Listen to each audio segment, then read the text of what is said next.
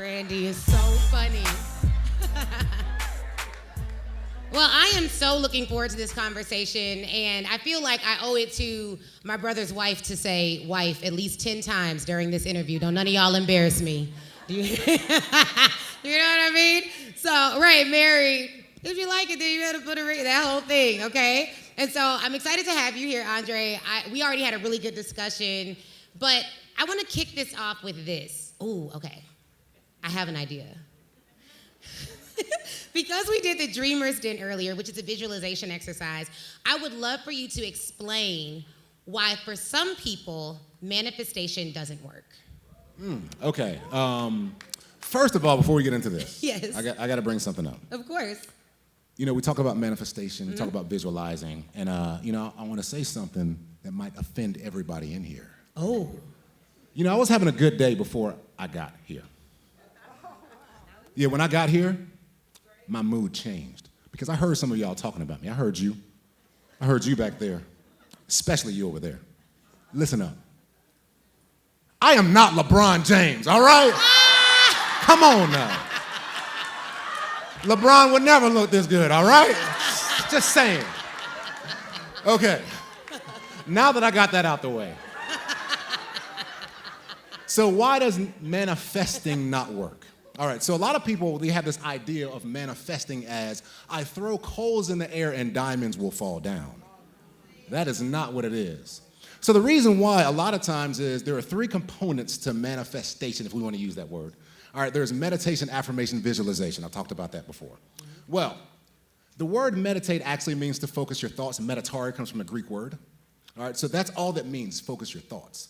Now, a lot of us, especially when we're going through situations, we have a negative meditation. Even though somebody might sit in a chair and say, or something like that, right? But in reality, as long as you're focused on the negative, you have a negative meditation no matter what. The second thing is affirmations. Everybody say affirmations. Affirmations. Now look, we all talk about making positive affirmations, correct? That's a good thing. Well, the word affirmation has the word firm inside of it, F-I-R-M. That word firm is supposed to make something firm, which is what? Your positive meditation. So if you have a negative meditation, and a positive affirmation, well, what is a negative times a positive? What does it always equal? Negative. They cancel each other out. And so that's why a lot of times that manifestations don't work, especially the way that you want to, because there's a negative meditation and then a positive affirmations, and they cancel each other out. Did y'all catch that?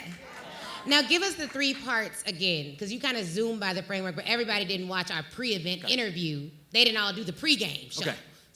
So the 3-part framework is meditation, affirmation, and visualization. So like I said, meditation just means to focus your thoughts. Affirmation is just supposed to make firm whatever you've been meditating. Now visualization is really the secret sauce. All right, actually, you know what? I'm feeling spicy right now with my red coat on.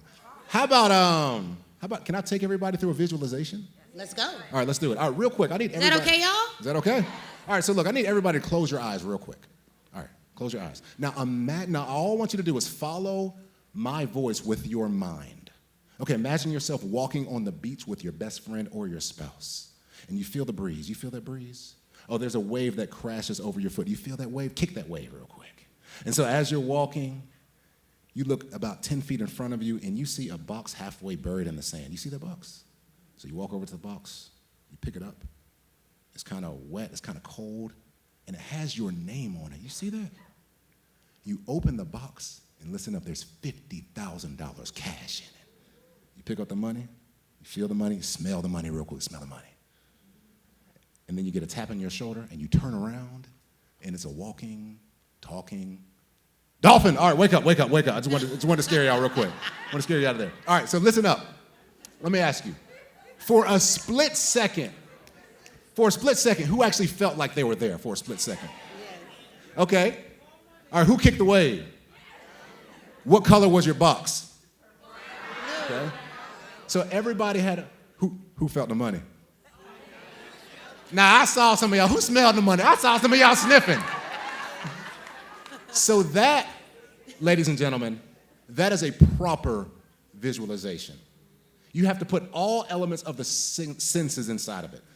See, even in the Holy Scriptures, they talk about the 5 wise virgins versus the 5 foolish virgins. What that actually a lot of times means from a psychological level is you have 5 senses on the outside, but then you can use your 5 senses on the inside.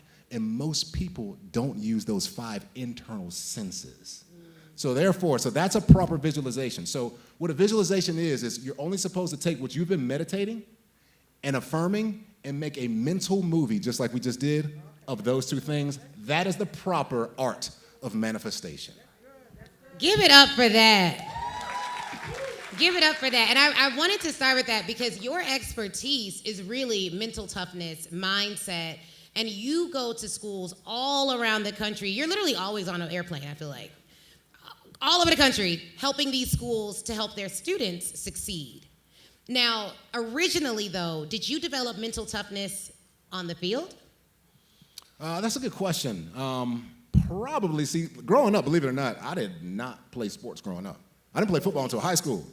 Like, I grew up the fat kid growing up. All right, well, hold on. In the 90s, you had to call it husky, okay? So I grew up the husky kid growing up. So I did not play sports. I didn't play football until high school. The only reason I played football was because my brother, I had an older brother, he made me play. But here's the thing, and I talk about this, and I talk about the fuel of embarrassment. I've talked about this before. One of the things that I disliked more than football was being embarrassed. I hate being embarrassed. So I developed a sense of toughness, not because I love the sport, but at the time, I knew my girlfriend was in the stands watching me, and I did not want to get embarrassed in front of her. So listen to me, you got to think about it like this. I didn't want to get embarrassed on a high school level in front of my city. In college, I went even harder because you could get embarrassed on a national level. Yeah. In the NFL, you could get embarrassed on an international level. So I always use the fuel of embarrassment, and looking back, actually, that desire to not be embarrassed was actually what caused a lot of mental toughness in me. Now, I have a question about that because if you don't want to be embarrassed, but you are learning something, you're getting better at it, your first year in the NFL, for instance, and did you get cut your first year as well? I started my series of getting cut after my 4th year. 4th year, okay. So your first year in the NFL, you're probably going in and you're not top on you're learning the ropes, right? How does the fuel of embarrassment not make you shrink versus allow you to shine?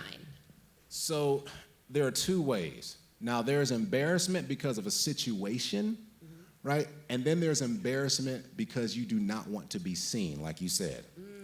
So at times, I'm not immune to embarrassment. I'm not immune to struggles. I'm not immune to even losing. I mean, I play for the Lions. So, hey, I love my team now. But listen to this. Hold on. Before I get started, let me stand up for this one. Hold on. I want to let you know that you are in the presence of royalty right now. All right. Now, you might not know this, but because of what I did on the field my rookie year, the Detroit Lions had the first perfect season in NFL history. I think that deserves a round of applause. Yeah. That's me. Woo! Now, somebody might be thinking, when in the world did the Lions have a perfect season? Well, I'll tell you, in 2008, when I got drafted with the 87th pick overall, thank you very much. Because of what I did on the field, the Detroit Lions had a perfect record of 0 wins and 16 losses. All right, we just perfected losing. That's all that was, all right? No way. Yeah, that was pretty bad. So... And I would have never known, because transparently, I can't say I watch a lot of football, but I do love people who are excellent. Okay. And so I study coaches and athleticism from that perspective. But one of the things that you mentioned was, okay, the pain of embarrassment, there's 2 different types of embarrassment, but you also have talked about how you sometimes did run away from the spotlight, which is what caused some of those cuts to happen starting in your 4th year. So can you talk about the difference between running away from the spotlight, running towards it, and how you've navigated that and where people should fall? So there are 3 types of people. There are people that run to the spotlight. That's actually not a very good thing. There are people that run from the spotlight. That's just as bad. But then there are people that absorb the spotlight, that sit right here on stage and change clothes 5 times. And own the spotlight. And that's the difference. So a lot of times, I'll be honest with you, earlier in my career, I didn't want that spotlight. If there was a play that I knew we called them spotlight plays, where I was one-on-one with an offensive lineman, if I won, we won the play, potentially win the game. If I lost that one rep, we lose the play, we lose the game potentially. And I used to run from those reps. I didn't want them. Because I knew the pain of embarrassment was greater than the thrill of victory at that point. But then I started realizing, like, hold on. The only way you can win is with the threat of losing. So you have to have that threat of losing. You have to absorb that threat of losing. That's why some of my favorite athletes, my second favorite player of all time is Tom Brady. It doesn't matter if he throws 5 touchdowns or 5 interceptions. That is just part of the game. It is not wins and losses. It is wins and lessons. Remember that. That's really good. And now, you started playing football for the first time ever in life in high school? When did you determine or decide that you were going to go pro? You know, I never had a desire to go play pro football, ever. The only reason I played in high school was, there's this crazy story. My older brother, he was a senior, I was a freshman. He was a star football player. I was a fat kid that did not want to play football. And it was football trials day. Husky, excuse me. So I knew that he was going to try to make me play, so I tried to get out of school before he could come catch me. And the dude caught me before I got out the building. And so this is what he says to me. He says, hey, man, we got football trials today. And I said, bro, I'm not playing football. For the first time in my life, I tried to stand up to my big bro. Now, I was bigger than my big bro at the time, but my man, big bro, he's a little crazy. He ain't wrapped all the way tight. So this is what he said to me. He says, hey, man, I really got to tell you something right now. He says, come close. He says, come close. Like, he gets real close to me, right up in my face. He's breathing his hot, stinking breath on me, like, just right here. And this is what he says to me. He looked at me in my eyes, and I thought he was going to tell me something good. He said, you know you're fat, right? And I said, bro, of course I know that. I look down, I can't see my toes, bro. Like, come on, like, of course. So then he said, but you're really fast. He said, you're actually the fastest fat person I have ever seen in my life. And he said, bro, y'all make good football players, so you got to play. And he literally made me play. He would not let me leave. So it was because of my big brother that I started playing. But it wasn't until I developed the proper mindset is when I started loving playing. So sometimes you got to do some stuff that you don't necessarily like. But then when you get your mindset in order, the thing that you didn't like may very well be the thing that you start loving. That is so good. That is really, really good. So, were you good when you didn't like it? Oh, I was real good. Big bro was right.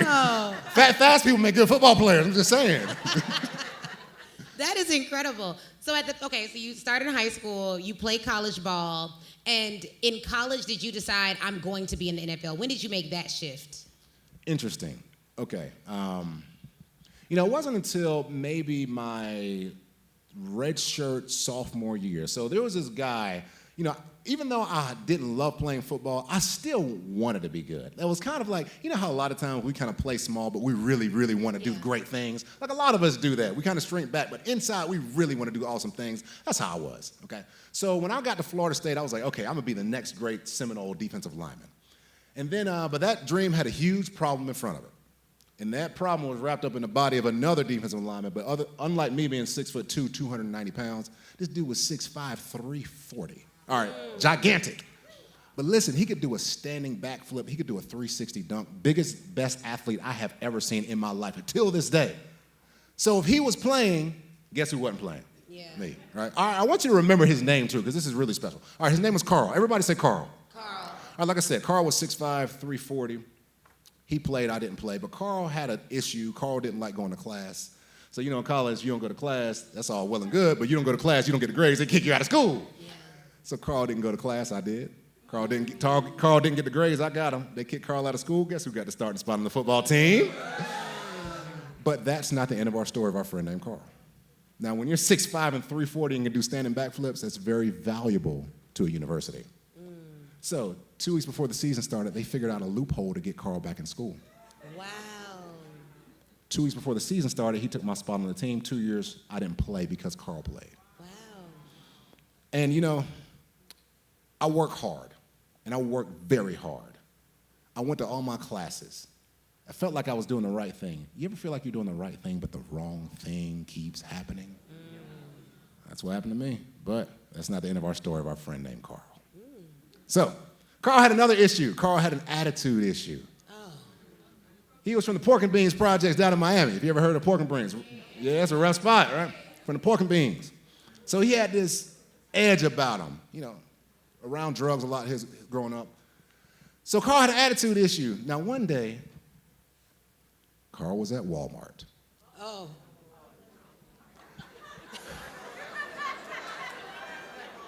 Carl was at the checkout counter at Walmart. Carl pulls out his credit card. He swipes his card to pay for his stuff, and what happened? That wasn't a problem. Problem is what the cashier lady said to him. Cashier lady looked at Carl, looked at him right in the eyes, and she said, "You can't afford this stuff, can you?" You see that face? You don't say that to a 6'5", 340-pound man at a snack. So Carl had some options. Carl could have walked away.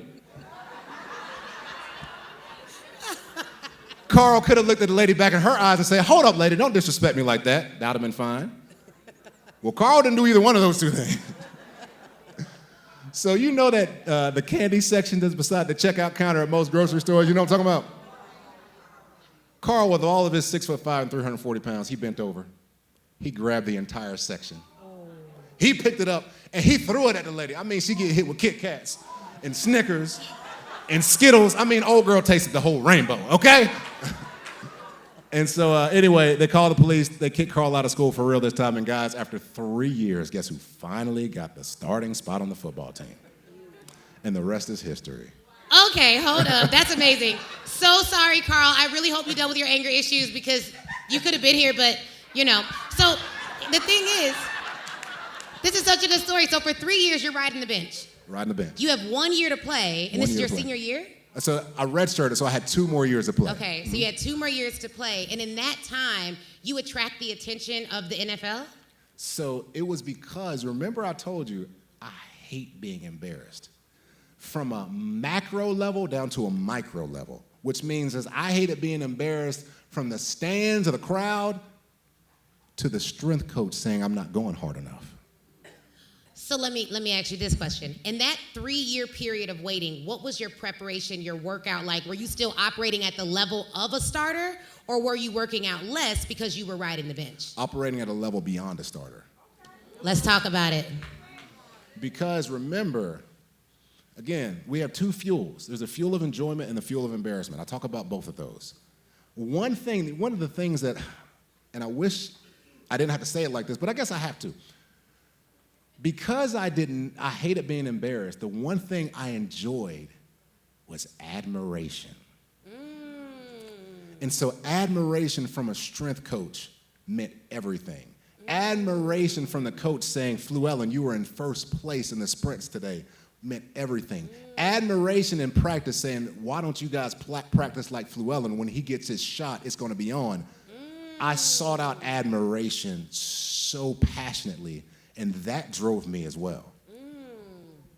Dang, that's deep. We could go so, okay, so it's 6 o'clock. I got so many questions. So you got fear of the enjoyment. Actually, it's the enjoyment. It's the enjoyment, The enjoyment came from the admiration, and then the fear of embarrassment. What did you call the enjoyment? So it's the fuel of enjoyment and the fuel of embarrassment. Fuel of enjoyment, fuel of embarrassment. I hope you have all these trademarks because these are incredible. Really good. That's really where good you frameworks. come in. I got you. Okay. Don't worry about it. We'll talk about it. But okay, we got these fuels. This is so good. And you talk in sound bites like me, so I really like this. Okay. How did you then, when you got your shot in those 2 years, because you were on the bench for 3 years, but you were still operating at a level beyond a starter because of the fuel of the, I'm going to get your trademark wrong. Okay, admiration, because of the admiration. How, has that ever backfired? Oh, absolutely, it's backfired. It's backfired plenty of times because the same rope they pull you up on is the same rope they'll hang you on. So true. And so therefore, admiration can absolutely backfire until you find the admiration from within. Yes. And that's what I missed, but that's what I got now, baby, okay? Yeah. So it backfired plenty of times. Yeah. From the people that I sought the admiration from when they didn't give it to me, it used to destroy me. And so therefore, for anybody who deals with that, and it still creeps up in me from time to time, just like everybody else. But when I started just admiring myself, when I started looking in the mirror at myself and saying, dude, you are incredible, you are amazing, you are that and then some. And I say it to myself every single day. I look good, feel good, and smell good, baby. Every day I say that to myself. Why? Because I know since I craved admiration from the outside, I had to go overboard to do it for myself. That's really good. That's really good. Okay, and now 2 years, you play your final 2 years, and you get drafted to the Detroit Lions. Your first 4 years, uneventful, but great, because you're in there, you're not getting cut. What happens in the fourth year that shifts into your first time getting cut? Well, what happens is, since I was drafted, a lot of times you kind of get a grace period as a draft pick. So I played for 3 years, not getting cut, because they want to give you time to develop. But then at that point in time, too, so there's a thing in the NFL where your salary goes up every single year. So I had the minimum salary. So I didn't get like a huge signing bonus or anything like that. What's the minimum NFL salary? So when I was playing, the NFL league minimum was $314,000. Okay. All right? So like you think like most players are actually making that. There's only a select few that are really making the multiple millions of dollars, but that's what you really hear about. But league minimum was $314,000, I believe, and that's what I was making. But it goes up every year. So it'll go 314, then 414, then 450. And then at some point in time, the team has to start making a business decision. Even though he's developing, let's say my league minimum at year 4 was $500,000, and then the rookie was $315,000. Is he $200,000 better than the other guy? So it becomes a game of numbers. So at that point in time, I got caught up in the numbers game because I didn't develop into a superstar. And when you're not that superstar, you kind of lumped into everybody else, and then it just becomes a numbers game. That's good. I did not know. Did y'all know that? This is behind the scenes. You heard it here first. Secret NFL intel, okay? Now, once you got into the NFL, and you get cut the first time, the second time, the third time, the fourth time, the fifth time, the sixth time, the seventh time. You can stop now. The ninth time, why didn't you give up? Is it still because you're seeking that admiration? Well, it's probably that. And then also, you got to think, I played with a lot of guys, especially in college.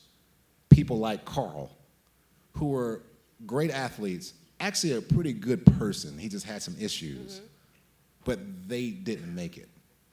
And so since I felt like I had the honor to be in the NFL, I didn't want to stop until I had to. Yeah.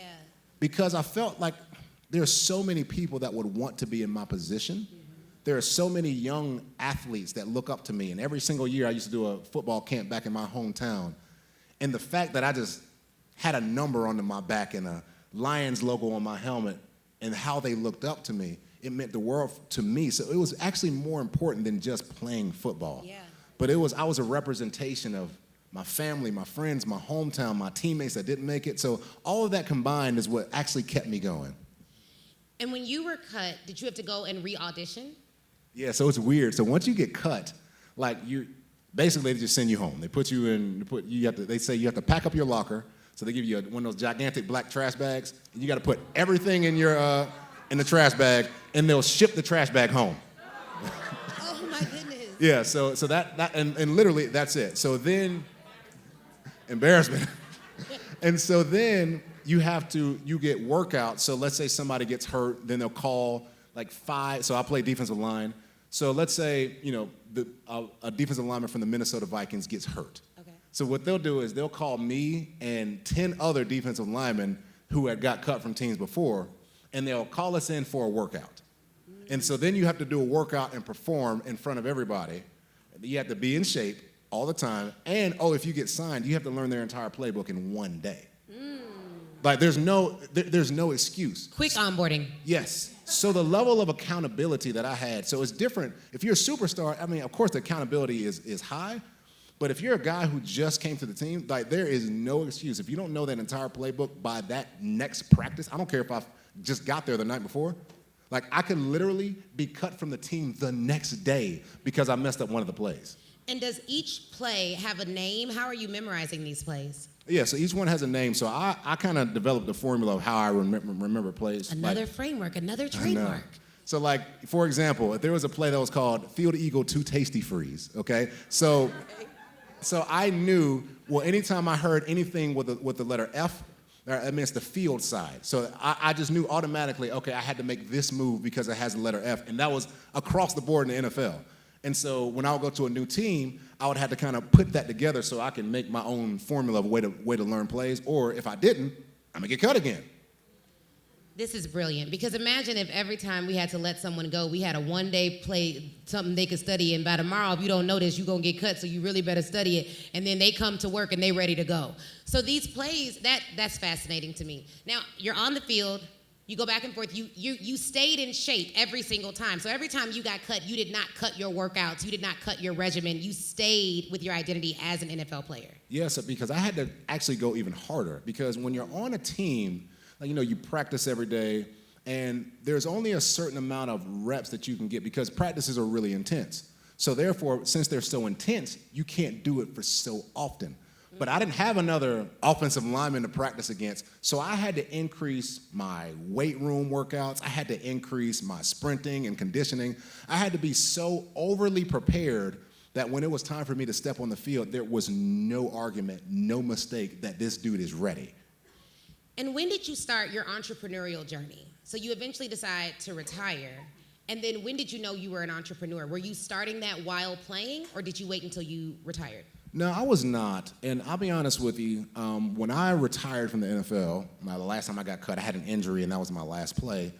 I, like a lot of other guys, just went into a place of like, what do you do? And everybody says, oh, while you're playing, you should have a plan B. You should have a plan B.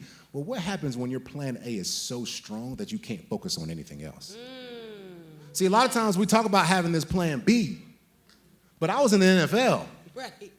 I had each play, not just in the games, but in practice, I was evaluated.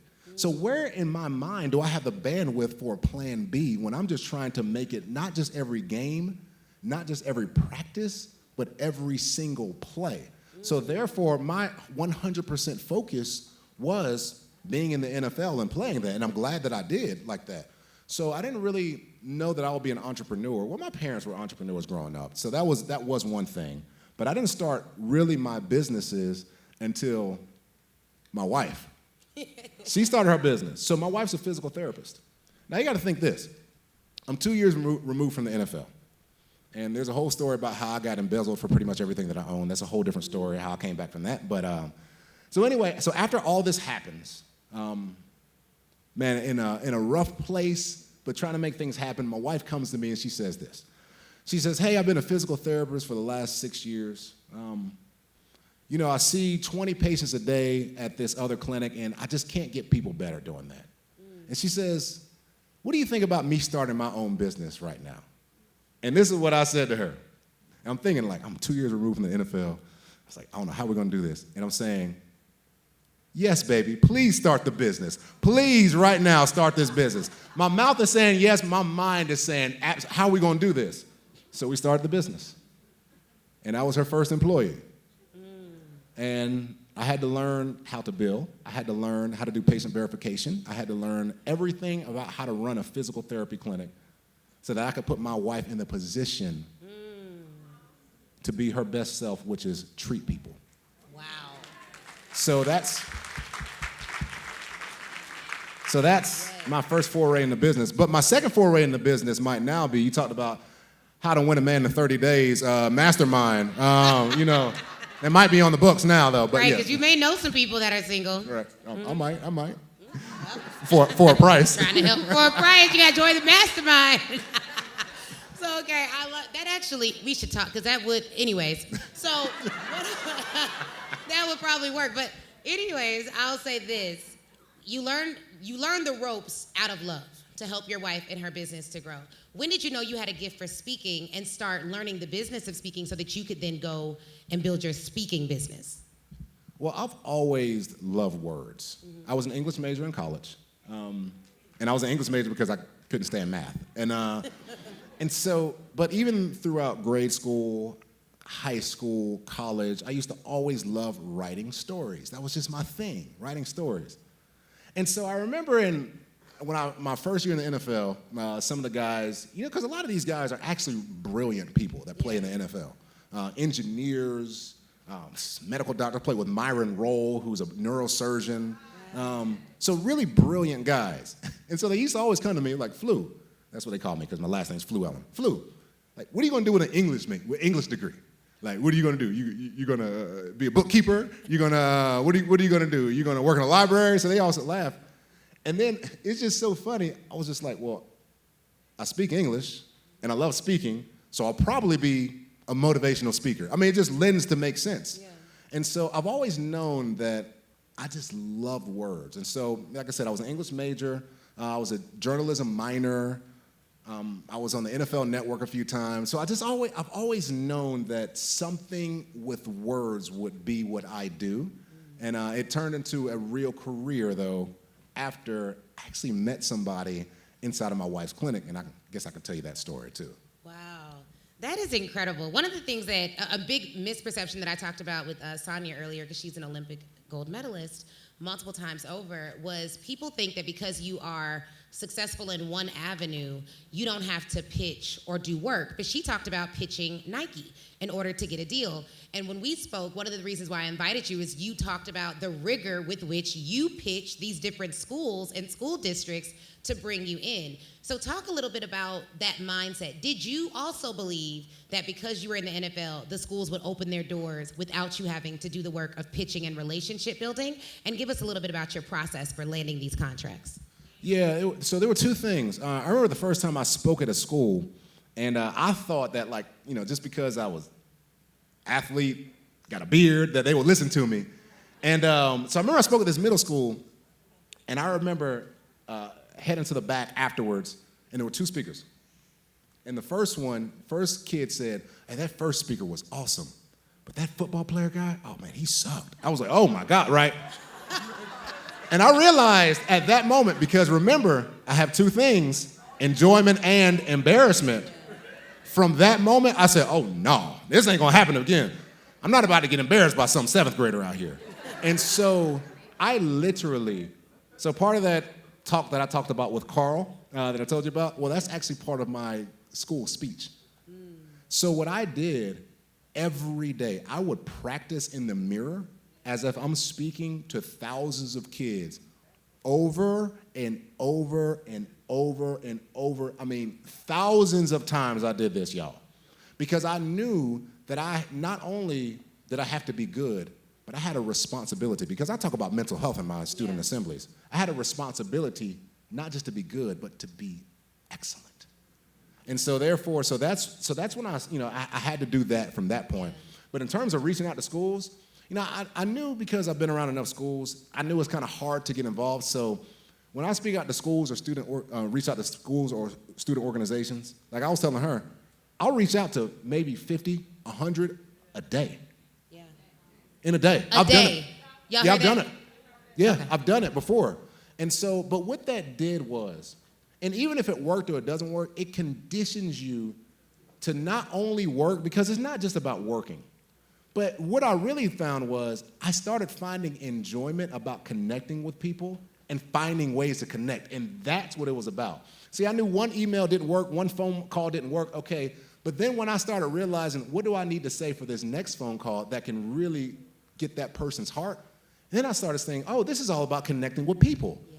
And I would never have learned that if it wasn't for the 100 calls one day, the 50 calls one day. So the work isn't just about doing the work to land the gig. Yes. The work is about doing the work to land yourself. And that's what it's really about. That is so good. Now, what is the number one thing that you've taken from the NFL into your business that could help all of the entrepreneurs in this room? There's a story about a guy I played with who was the hardest worker I've ever seen, ever in my life. And so we were both rookies for the Lions. He was an offensive lineman. And the dude was there before everybody. He was the last one to leave every single day. And then it came to training camp. I remember the first day of training camp, this dude was flying around the field like a wild animal. I mean, he was pushing people in the ground, slamming their helmets down. Mean, nasty, that's exactly what you would want from an offensive lineman. That's what you want. I remember I was beside the head coach, like me and you right here. The head coach taps the scout on the shoulder, the head scout, and this is the guy that makes the roster cuts and additions and all that. The coach points at that offensive lineman, taps on the scout, and he says, I want that guy out of here today, off the team. And I was like, what? Before the end of the day, he had his black trash bag with all of his stuff, shipped home, never played a down in the NFL after that. Now, what did I learn from that? A lot of us in our businesses are out here flying around, working as hard as we can. The problem with him wasn't his effort. It was his focus and direction. Yes. See, he was too wild. He was too out of control in his business. He was too out of control on the field. A lot of times as business owners, we can kind of think that hard work is the answer when it's really just excellent execution is the answer. Yes, that is so good. Now, what would you say to the person, because how many of you in here are in the Pitch Your Way to Cash Academy? So you all are pitching and reaching out. What is your best strategy for getting to the decision maker when they're getting so many emails every single week? Well, for me, and probably for everybody in here, you have some sense of authority in something. All right, so for longest time, I didn't really want to use the fact that I played in the NFL. But then I'm like, well, that's just going to open it. Somebody say, why? Or exactly. That's going to open the door. And I actually, because I didn't want to get defined as an NFL player, I wanted to be Andre Fluellen. So you got to understand, like, I was multiple people in my life. I was born Andre Kenneth Fluellen. And then when I became an athlete, I was Flu.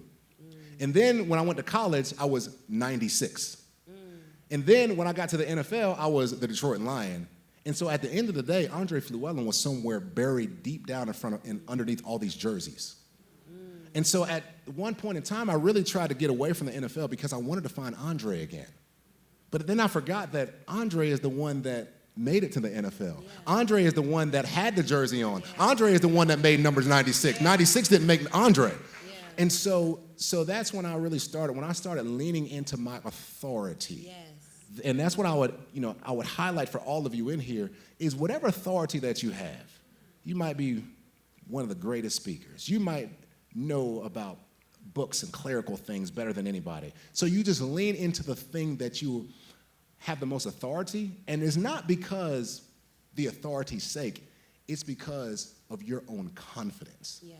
So you only feel confident in the thing that you know. Yes. And so when you reach out from that level of confidence, we talked about manifesting earlier, it breaks down every wall, and you'll be amazed at what you're like, wow, how did this work so easily? It's not because of them, it's because of your own individual confidence. That is so good. Did you all catch that? Now, because if you're getting rejected, if you reach out to 100 people, how many rejections are you getting? 90. Okay. So with 90 rejections and knowing that you have kind of struggled with this fear of embarrassment, how did those rejections not embarrass you? Well, it's fun now because remember I told you my second favorite athlete of all time is Tom Brady, and everything now that I look at, it's wins and lessons, not wins and losses. Mm-hmm. And so every single time, I think it was Thomas Edison, he said, he said, it took you 10,000 tries to create a light bulb. He said, no, I didn't get it wrong 10,000 times. All I did was find 10,000 ways that did not work. And so that's what I did. Every single time, every single email, every single sales call, I get just a little bit better and better and better at each one. And so it just becomes a game to me. So if it works, great. Sometimes I actually look back and I'm glad some of the stuff that didn't work. Because if you get right the wrong way, you'll think wrong is right. And we don't need that. That is so good. Can you all give it up for Andre Fluellen? This was incredible, absolutely incredible. I want to make sure we get a picture before we get off stage. But I'm gonna give you, we got 30 seconds. I know you're a motivational speaker. You do this all around the world. Stand up, 30 seconds, motivate the people while we get the camera people here for us to take our photo. 30 seconds, give them the best you got. They're entrepreneurs, they're going through it. Some are winning, some are on their way to a win. What would you say to the person who feels like it just may not work out for them, even though they have a glimmer of hope that it might? All right. So let me give you one of my 7 laws of success. And one of the 7 laws is actually called the law of business and entrepreneurship. Now listen, I'll be honest with you, business and entrepreneurship is actually supposed to be easy. When I say easy, listen, I don't mean effortless, I mean automatic. All right, so here are the ways to make the law of business, and it's stated as such.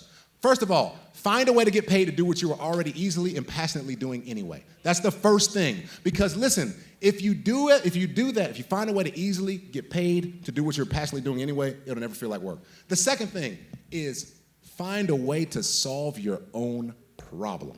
Listen, a lot of times we think entrepreneurship is about the other person. It is actually about you. Because once you find a way to solve your own individual problem, and then you find a way to get paid to do what you're already doing anyway, listen, there's always a million people that have your same problem that you've already solved for yourself, and then you can sell it to them. Why? Because you are passionate about that problem, because you know better than anybody of how to get over that problem. So remember, get paid to do what you're already easily, passionately doing it anyway. Find a way to solve your own problem. That is the law of business and success. Andre Fluellen, everybody.